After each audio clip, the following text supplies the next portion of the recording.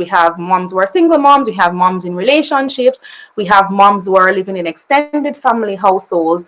And I think with COVID, more than ever, people are starting to think, I need to have something to fall back on. So where do I Yeah. start?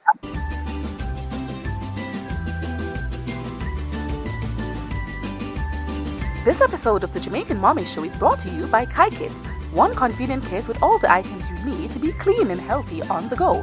Grab one today. Contact Kai Kits at Kai Health Kits on Facebook and Instagram. Kai Kits, be clean, be healthy. Hey guys, what's up? Wagwan. I'm Shanoy Coombs for Jamaican Mommies, and welcome to yet another episode of the Jamaican Mommies Show. Now, whether or not you will subscribe to the New Year, New Me notion, now more than ever, more people are trying to get their finances in order.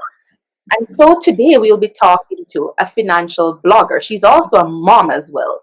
And we'll be talking generally about financial sensibility, what this means, and how you and your family can get closer to being financially secure. I have with me today Gillian Jackson.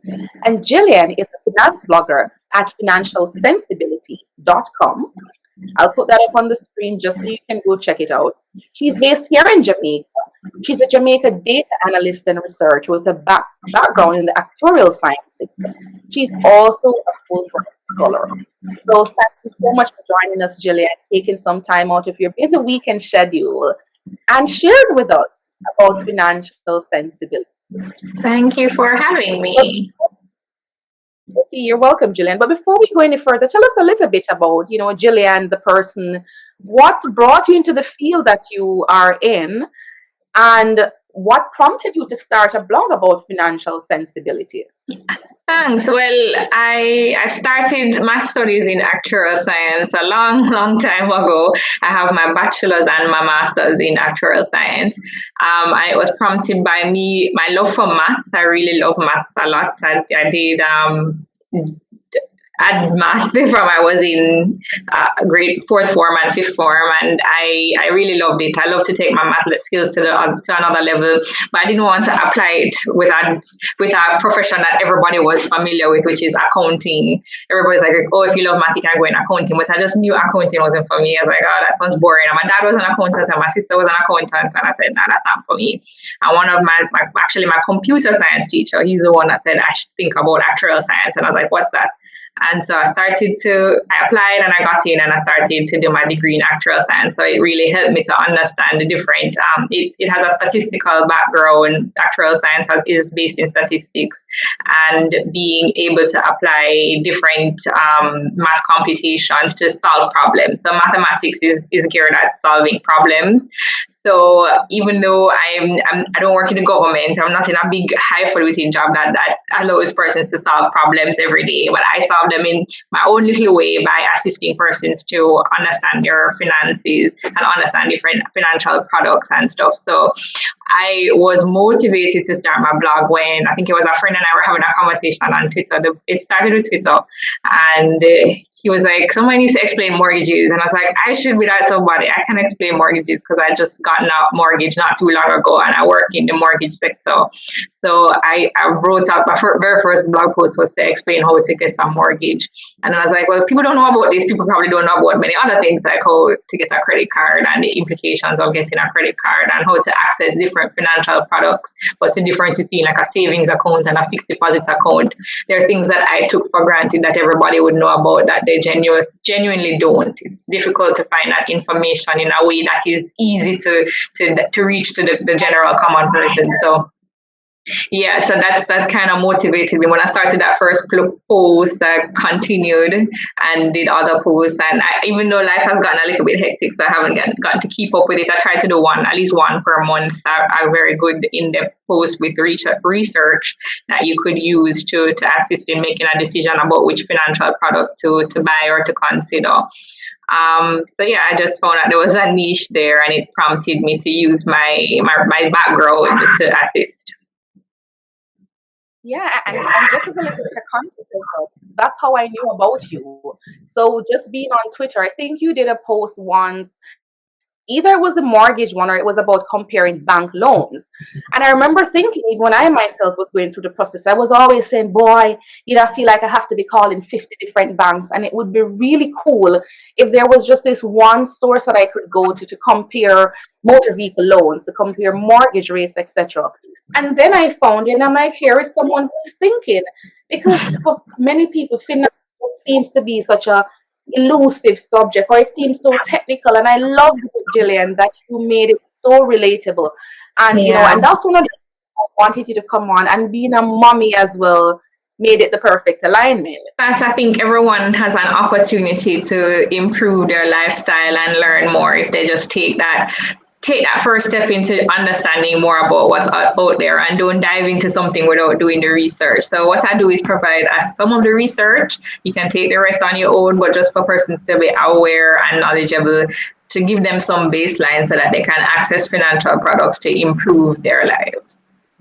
Okay, sounds great.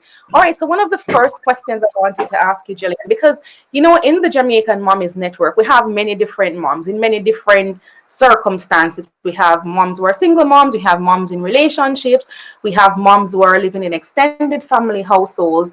And I think with COVID, more than ever, people are starting to think, I need to have something to fall back on. So where do I Yeah. start? I know I need to have something put away, but sometimes it seems really tight. But where do I start? Where do I start as someone who is in a family dynamics? Well, I can share, I have a little presentation. I don't know if you mind me sharing it, Or you that can go can ahead. kind of guide us with some of the answers to those questions. So I did a presentation the other day about this, and I thought it would be good to just share a few other slides from it. So I'm going to share my screen with it. It's called The Road to Financial Freedom. And I know you might be in different circumstances or situations as a mom, as a dad, or if you're in a family, but the principles of financial freedom are the same. So there's a little diagram I have here called The Road to Financial Freedom, and step one in that road is to tackle your debt. So if you're burdened with a lot of debt as a family or as an individual, that the first step, and I know things might be tight, you might think that having that debt is the only way that you can survive, but especially if you have high interest debt, the like credit cards, those are high interest rate debt products, and lines of credits, those are products that if you are overspending on those, you're probably paying more in interest than you need to be paying. And interest is the amount that you get charged for accessing that loan. So tackling your debt means really taking a look at like your credit card debt and any other high interest debt, and looking at where you can possibly refinance it or bring down that cost by doing another type of product that the interest rate is not as high, because the interest rate really causes the payment to be exorbitant for those credit card bills or for the loans that have those unsecured loans that have higher interest rates than like a mortgage or a car loan. So really think about tackling your debt. And then one of the most important things in understanding or trying to tackle the road to financial freedom is to establish a budget. So having a budget in place is really important. And I have tools on my website, cents-i-bility.com, to kind of guide you. If you're new at budgeting, you can just download my Excel templates. I use them myself. I've been using them for over 10 years to be able to track my expenses and create my budget. So the only way you can create a budget is if you track what you're spending and understand what you're spending, so that you can know where you can cut down on your expenses. There are also several budgeting apps out there like You Need a Budget and Mint, and lots of them to help you in this journey, because those are things that you have to accomplish or have to tackle if you're serious about that, getting that breathing space in your income. So there are two sides. You can reduce your expenses, which I'm looking at now, and then the other coin is to increase your income by finding other means of getting side jobs and stuff like that. But reducing your expenses is the first and easier thing to do than to tackle finding another job. Start saving more, and that is a key principle of being disciplined in finances. So if you pay yourself first, put away a little in savings first and then use whatever you have left for your expenses, then that's a guiding principle towards the journey. So saving more by putting away what at least 10% of what you get as income in a savings account or in an investment, so that you can grow your nest egg and have some more comfort, including your emergency fund in case something happens. So I have a question, because you've always listened to financial conversations and they always say pay yourself first. What does that mean, Jillian? So it means if you're starting a savings plan or if you're starting to save seriously, before if you have an income that's coming into your salary, into your account from your salary, for example, you should take out the money that you are going to put into your savings first before you start to spend the rest of the money. A lot of people, they save, they pay themselves last. So they put their savings, when whatever is left after they spend, that's what they save. And that's not really the principle that you should be abiding by. You should pay yourself first, meaning you put your money in savings first. That's your pay, that's your future that you're building for yourself in case of an emergency, and to build your nest egg for the future, to build your pension plan, the pension fund in terms of savings for your retirement, not a literal pension fund, but savings for your retirement and stuff like that. So putting that in an account without even thinking about it. So if you can do a salary deduction or do a standing order if you're getting a regular income, so that the money comes out of your salary before you even see it, and put it in a savings account. So pay yourself first means just doing just that. Okay. So out of sight, out of mind, that, once you Right. make money where you're not accessing it all the time. Okay. Right. All right, you can go ahead. Yeah, and then the next thing is to get serious about investing. So a lot of us shy away from investing. We've heard horror stories. We don't understand it. We don't understand the stock market. We don't understand it. But there are licensed financial advisors. I am not one, but there are several of them out there that work for many companies, investment firms. And if you want to know if the firm is regulated, I will tell you to check the FSC website for the regulated investment firms that are licensed to take money from you, and they have the knowledge. They're experts at it. They have been regulated. They're audited. They're not going to run away with your money. But investment comes with a risk, which they will explain to you. They'll try to understand your risk tolerance and guide you accordingly. So, and you don't have to have a lot of money to get an investment account. You can start with $5,000 or $10,000 at some of the investment firms. So anything that you can put away and start to invest, once you understand the risk. If you're not interested in stocks and you're not interested in learning about companies, there are other products out there that they can invest, like pooled funds, like a mutual fund that they can, what they do is that they invest in different assets. So they invest in stocks and mortgages, and real estate and bonds and things like that. And you don't have to think about what they're investing in. You don't have to do the dirty work. They'll do it for you. So if you put your money in a mutual fund or a unit trust, they'll invest it for you, and you can just sit down and watch the returns growing, with the understanding that sometimes it goes up, sometimes it goes down. So you have to be able to manage the risk of doing that. So getting serious about investing is an important part of the journey, because of the fact that inflation is over almost 4 or 5%, and bank accounts now are paying 1% or less. So if you keep your money in a bank account only, you're not beating the rate of inflation. So the money is being eaten out faster than it's growing interest. So I encourage you to start to think about investing and get investing as part of your savings plan. And the last step on the journey is boosting your financial knowledge. So there is a community online called Finance Twitter that you can learn a lot about. They're not going to tell you what to buy, but they can tell you things about the stock market, things about mortgages, things about that. That's what I tweet with that hashtag as well. Things about loans and savings accounts and different stocks. They'll do different analysis of different stocks at times. So understanding more about investing, understanding more about financial products, is what will push your financial literacy up and help you to enjoy financial freedom faster. And that's one community. There are several others out there. Different communities online. There are podcasts.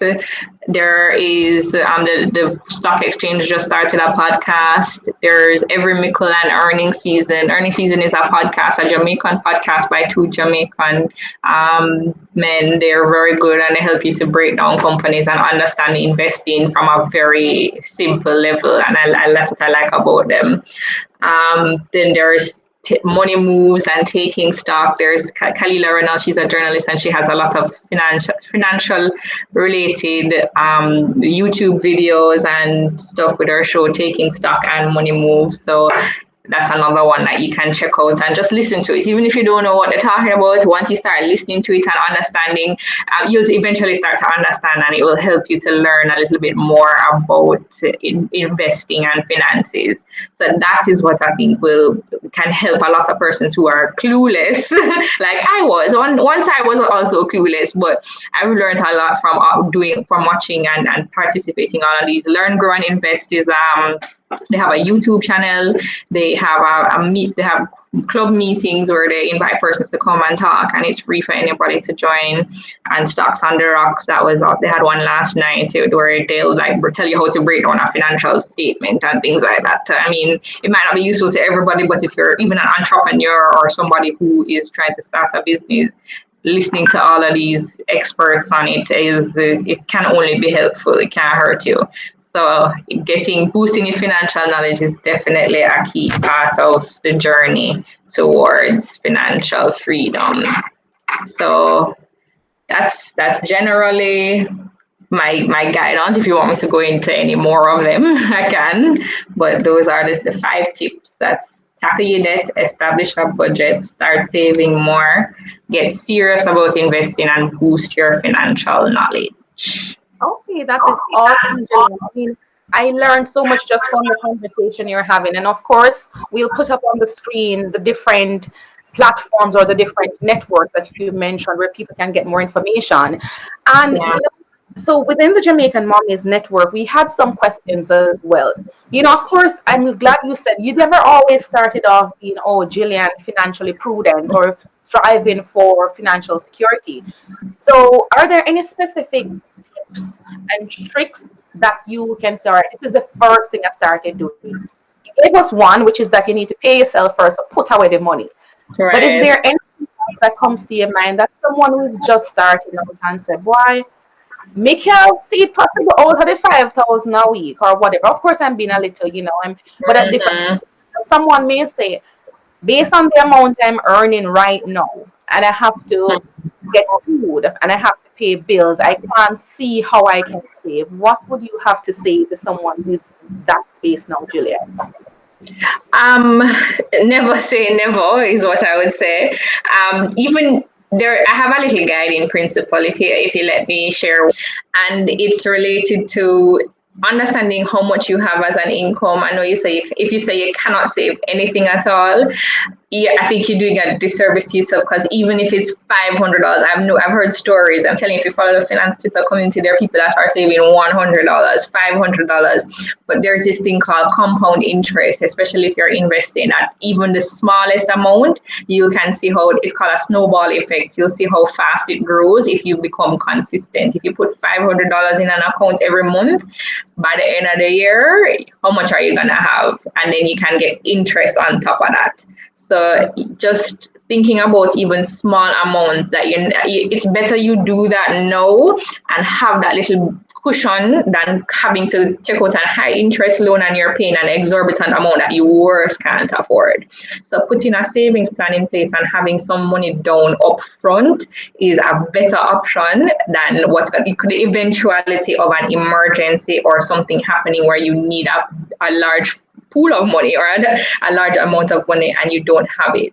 So it's better to be safe than sorry. So this is the principle that I'm going to tell you a little bit about, which is to put 20%. I know everybody's situation is different, but try to put 20% towards your savings or debts if you have any. 50% towards your needs and 30% towards your wants. So I know everybody might be juggling different needs and wants right now, and you have your needs and you have your kids' needs and your wants and you have your kids' wants. So if this can work for you, then this is a good starting point. And speaking of the kids in this scenario, you should also try and start a little savings product for your kids if you are able to do so. I started my kids with an investment account, the same ones that I was telling you about, the mutual funds. My kids both have mutual funds already, and they're 2 and 5, and they had it from they were born. So starting a little nest egg for them, and there's not a lot of money in it. I'm telling you, I just started something because any money that they would get for Christmas or birthdays, it goes right there. And you can just leave it. You don't have to continuously top it up if you don't have that capacity. But just start something for them, because you'll be surprised when you put that money. Like my parents invested in some stock for me when I was a child, and no, I just didn't even think about it. And when I picked up those certificates and saw the stocks that I had, I was like, wow, this is a nice little sum here. I thought it wasn't a lot, but it's something I didn't have before, and it could have helped towards something as an adult. So think about your kids' future as well. I mean, put something away for them, even if it's a savings account. There are many adults. I know somebody who is in his 40s, and he was just able to open his very first savings account, and it's actually easier to open a savings account from you're a child. So my kids both have savings accounts, and they both have investment accounts, and then when they're at the age, you can transfer it to them. So you don't have to have a lot, and especially at certain institutions, you say, oh, they're going to eat out the money before in fees. There are some institutions that are not charging fees, so you can have your savings account for them and have your investment account, and the money will just sit and grow if you even don't touch it. I have another slide that can help to emphasize that point. Let's see if I can find it. It's this one, the power of compound interest.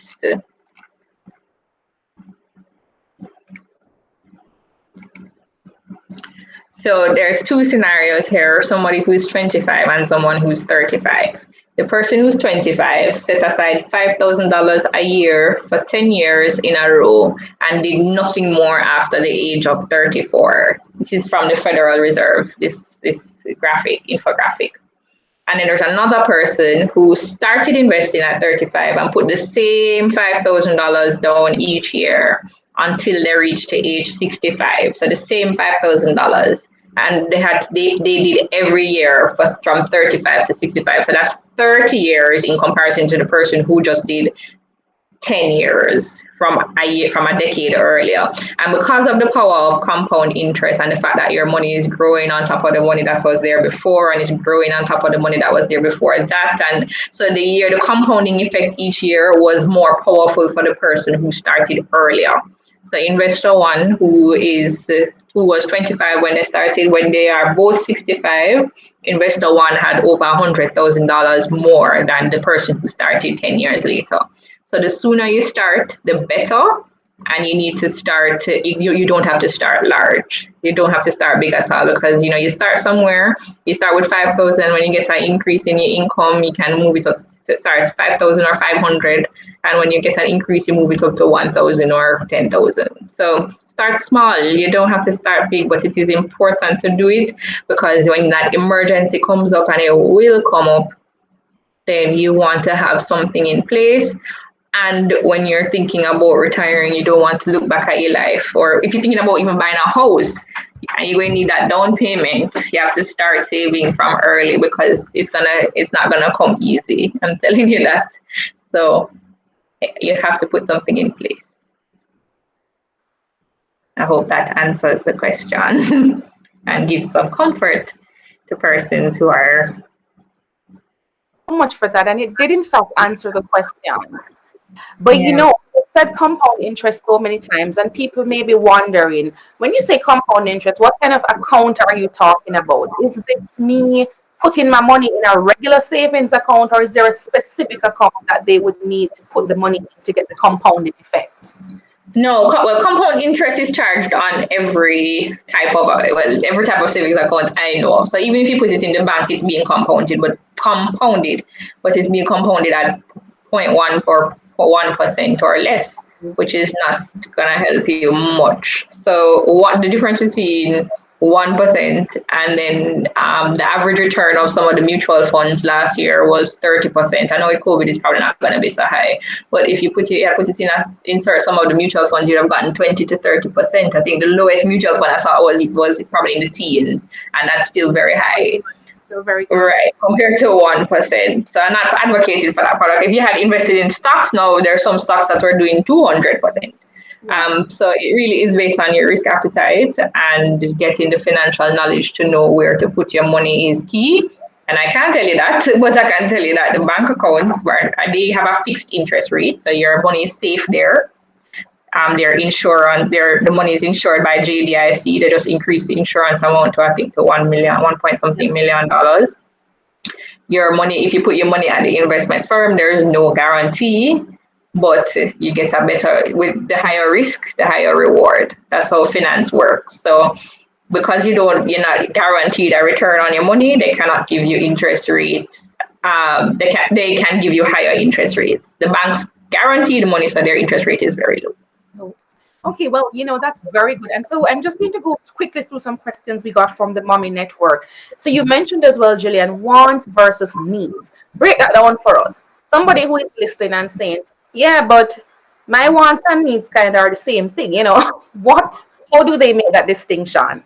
Sure, no problem. So your wants are your. So let's start with your needs. The needs, the basic needs: food, shelter, clothing. And then I was teaching a class that helping with a class the other day. They teach this from grade 4. That your needs are food, shelter, and clothing. Those are your needs. Everything else is your wants. Maybe healthcare is a need. Well, yes, healthcare is a need as well. If you get sick, you need to take care of yourself. So that's a need. And everything else will fall in the wants category.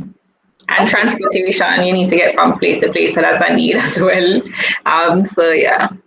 Yes, that's true. All right, great. And another question which you kind of touched on, which is in terms of getting your children involved. So you mentioned that for your kids, based on their ages now, you have started the process for them. But as our kids get a little bit older, how can we really get them involved in the process? Because some of the tips we didn't learn ourselves as children. Yeah. Our children are better off in terms of financial responsibility. That's a really good question. I would say start them from, as I suggested, start them from early and get them involved in the process. So teach them, like my kids, they came to me this morning and I said, Mommy, I want a new Hot Wheels. So I said, okay, I'll look and see if I can find a new Hot Wheels for you. And I said, Mommy, we have money. I said, you have money? Go and tell me how much money you have. And he went and he took the savings plan. This is my 6-year-old. Well, he's almost 6, he's 5, but he'll be 6 next month. He took the pan and he sat down and he counted out every single dollar and everything. He's brilliant for his age, by the way. So he counted out all the paper money. He knows all of them. He counted it and he added it up together. And he said, Mommy, I have $460. I can buy a Hot Wheels with this. And I was like, bless your heart, sure. I'll see what I can do for you. But he has an interest. He knows the impact. He knows that to get something, he has to get money from somewhere. It doesn't come out of the sky. So teach them the principles from very early. If they ask for things, don't just give them. Tell them, boy, that costs money and Mommy don't have that money right now. But guess what? If you do, give them a little chore list and say, if you do XYZ, you can earn some money for yourself to be able to buy the things that you want. Okay, Mommy will buy the things you need. You can buy the things that you want, and give them some little chores to help get them to understand the principles of rewarding the hard work and the reward that goes with it. That's number 1. Number 2 is to get them involved in the process of the bank account too. So whenever I get money, I say, Jordy, this is your bank account. This money is going into your bank account. And he'll sit down and I log into online banking and I say, this is your bank account and that's where your money is. You see that total there? That is your money in your bank account. So when you're ready for it, you can have it there. And he said, okay. He don't really understand that much yet, but eventually he will. So I start him from very early, trying to understand some of the principles of finances. And then just take them with you if you can. I mean, I know right now the banks are kind of crazy to go to in COVID, but if you can take them with you to a bank or take them with you to pay your insurance, let them understand that, these are financial products that you have to get when you become an adult. And even in grade 6, my mother-in-law, she teaches she teaches grade six. She asked me to do a lesson with them on financial institutions, and they loved it. They were like, they have never gotten a lesson like that before. So it's like, what is a bank? What is a building society? What's the difference between that and an investment firm?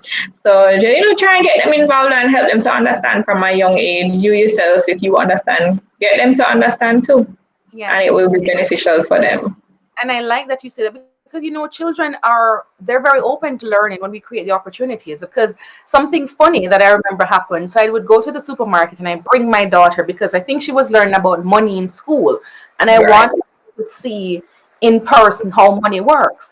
So we get up to the cashier now, and she's grabbing things at the last minute to say, "Mommy, pay for this, pay for this." And I said, "Listen, I don't have any money." And she said, "But you have a credit card." And Yeah. I took the opportunity as a perfect scenario to give her a Yeah. lesson about how credit card works, because I'm saying, darling, the credit card doesn't just create money out of thin air. I have to pay for it. I said, think Right. as my credit card represents the money that I don't want to take around on me. So I said, I'm bringing the card, Yes. use it on it. But I said, when I reach back home, I'm going to have to make sure I have the money to pay for the things you saw me within the supermarket. So in that Exactly. I said to her, it's like you give me a little time to pay for it, but I will have to have the money. So she would say little things like that. She'd come and say, I want a new iPad, or I want this, etc., etc. And even when we started the chores, she was like, oh, I have my money, I can go buy this and buy that. And I make sure that anything she wants to buy, I show her what the total cost is versus what she has, to say, no, it's not like that. So, I welcome those recommendations you gave in terms of how to really get your children involved. I see you're trying to bring a slide up again. Is that you're trying to answer more on this, Jillian? Oh no, no, no! It was related. This was related to another thing. So no, I was really. Okay. All right. So we have that Yeah, question. getting involved early is important. Okay. And another question that we had coming out of the network was that in terms of your savings, we've always heard about having an emergency fund. So say we start Yeah, off and we send our money to the savings account. I think you had said 20% is a recommended start. So I send my yeah. 20% off to my savings account. How how much of that should be for my emergency fund, or does my entire savings account become considered as my emergency fund? Good question. And okay, now I'll share the screen on that one. So, yeah, that's a good question. So, if you are saving 20%, the goal is to have, based on your lifestyle, a certain amount in an emergency fund. And some people say that they use their credit card as their emergency fund. And the thing about an emergency fund is it should be easy to access. So a credit card is okay to use if you have the funds to back it up, in terms of not being in debt because of an emergency. So the guideline is that if you are single with no dependents, which shouldn't really apply here, then you have 3 months. But because most of us are either dual income or single income with dependents, we should have 6 to 12 months of living expenses in an emergency fund, and that's separate from your savings fund. So your savings fund is for the future. Your emergency fund is just for an eventuality of illness. Let me go back one. You could have, it's just to put down something in place to create a safety net for something like your job being lost, illness, or any type of accident, the car accident, or you meeting an accident. And it allows you to avoid those high interest rate products that I was speaking about earlier, like the credit cards or high interest rate bank loans. So the emergency fund should be for us 6 to 12 months of expenses. If you have a lot of health issues, they would say 12 months. But for a regular family, a dual income family, or single income family, 6 months of expenses. So you need to track it, understand what your expenses are each month, and have 6 months of those expenses put down in an account for an emergency. And it should be, as I said earlier, something that you can access easily. So that can stay in a savings account or on a credit card, but then your savings can go, your savings, whatever you have left that is above that 6 months of emergency funds can go into your investments and stuff like that. So this should be a guideline on that. In emergency fund and savings are two different things. So persons wanted to know in terms of your 50, 30, 20% recommended grade, where in that would we put our retirement or insurance payments? Where would we deduct that from? The retirement definitely would come out of the 20 because that would be part of your savings plan. So whatever you're putting away, it should be included in that 20. The insurance, I would say it would, I mean, it's a need and a want at the same time, depends on what type of insurance. So it could definitely fit in any category. Actually, depending on your lifestyle, because if you have a shelter, your house, you need to insure it. If you need transportation, you have to insure it. So wherever that, it would definitely come part of the total cost of your needs. So yeah, I would put it in there. Insurance would be a need as well in either case, so it would fall within the need category. Right, the health insurance as well. Yes, yes, yes. All right, great. So we're winding down, Jillian, and one of the questions we had coming through, because you touched on so many things even before I asked, so it's been really going seamlessly. But one of the questions we had coming in, what are some recommended books you have for people on their financial journey? Sure. Oh, there's so many books. Intelligent Investor is one that can help you to understand a little bit more about investing. There is Rich Dad Poor Dad is another popular one. There is Raising Financially Confident Kids. That's a good one for us parents to be able to share with the kids. And that's by Mary Hunt. And Think and Grow Rich is another one by Napoleon Hill, and you can get that one for free. Some of these you can get for free. I download them for free. Okay, that's awesome. And again, Jillian, thank you so much again for sharing all of those tips with us. And because we are winding down, we just, of course, it's Jamaican Mommies, and we wanted to just talk about Jillian the mommy. What is it like being a career mom, balancing your job, your blog, your presence on Twitter, and being a parent? Because I know, for example, this morning you had to take the kids off to extracurriculars before we did this interview. So, what is it like? How do you balance all of it? Oh gosh, sometimes I don't even know myself, but it requires an extraordinary amount of planning. I'm a planner by nature. I mean, I have a spreadsheet for everything. You can ask anybody anybody who knows me. They're like, Jillian, how can, they're asking me what school can I send my kids to? Because they know I have an Excel spreadsheet with all of the schools and all of my detailed comments on each of the schools, including, and rank them. I have a ranking for all of them. This is for nursery, not for primary level, but for nursery schools. When I was picking one for my firstborn, and when you have your firstborn, you're very protective, and yeah, it's a tough decision which nursery you're gonna send them to. So I have an Excel sheet I had an Excel sheet that gave me a calculation on which school to send my child to. So I plan a lot and I use Excel a lot, and I'm very I think I'm very organized, so that helps.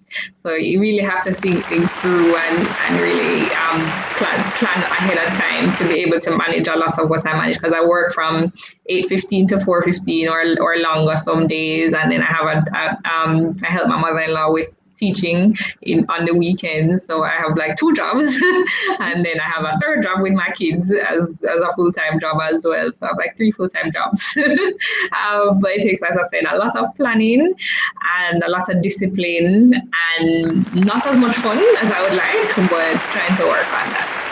Okay, that's and it's very good because a planning mom somehow passes on the planning to her kids as well.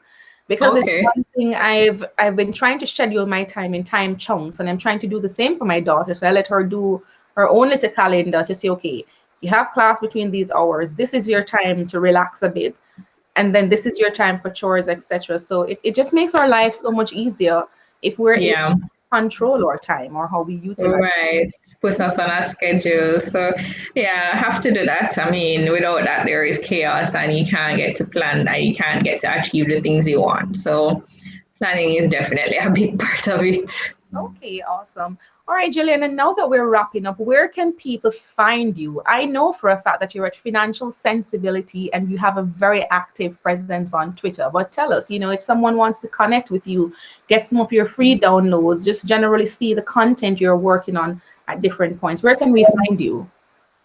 Sure, my website is financialsensibility.com, and that sensibility is with a C. So it's CENTSIBILITY. We'll put that on. And you can Yeah, so financialsensibility.com, and then you can go to the calculators to download all of my budgeting and mortgage calculation, and you have your net pay calculator, so you can put in your income and it will calculate how much you should get as a net pay. So things like that you can find on my website. Anything that I think would be useful in navigating the finances that are Jamaican. Okay, awesome. Also follow my Instagram at Financial Sensibility as well. So we'll put all of that on screen for you as well. So there you have it, ladies and gentlemen, because we do have some dads in our Jamaican Mommies network. Sometimes they're the ones there and they'll be saying, oh, to their mommy, you need to join this network and stuff. So for all the mommies and dads who have tuned in, thank you so much for joining us. Thank you so much, Jillian. This has been a very enriching conversation and it is very timely. We're starting off the year right. We agreed. all our pitfalls in 2020 and we leave those behind. And in 2021, we're moving with new sense, new purpose, and of course, financial sensibility. So thank you, Jillian, for this wonderful conversation on financial planning and all of the beautiful graphics and how you just presented this in a very simple manner. So again, our network will appreciate you coming on. And thank you for having me. Indeed. And for anyone who is watching this, if there are any questions you have, feel free to leave them in the comment section or send us a message and we will get the responses to you where feasible. So thank you so much again, Jillian, and thank you everyone for tuning in to yet another episode of the Jamaican Mommies Show. On this week's episode of the Jamaican Mommy Show, we're highlighting the book Little Lion by author Kelly Magnus and illustrations by Michael Robinson. So Little Lion is about a little Rastafarian boy who is very different from his classmates. And he keeps saying to his father how different he is and how he has nothing to contribute. And at the school show and tell, Little Lion is very nervous. His father reminds him that Little Lion, no matter how different you look, you should show them that you are a star. So eventually, Little Lion takes his father's advice and shares with his classmates that even though he's very different, he is in fact a star. So you can go on out and support author Kelly Magnus at Jack_Mandora. Before we go, our proverb of the day by Grandma Jewel. Rolling stone, gather no mass. A rolling stone gathers no moss. What this means is that people who are always moving from place to place will tend to not have any roots or will not acquire any cares or responsibilities. Thank you for tuning in to the Jamaican Mommy Show. I'm your host, Shanoy. Please remember to subscribe here to Jamaican Mommies on YouTube and turn your notifications on so you do not miss an episode. Also, connect with Jamaican Mommies on Facebook and Jamaican Mommies on Instagram. We're also available at www.jamaicanmommies.com. Thank you so much as well to our sponsor for this episode at Kai Health Kits. So see you next time and tune in for yet another episode of the Jamaican Mommies Show.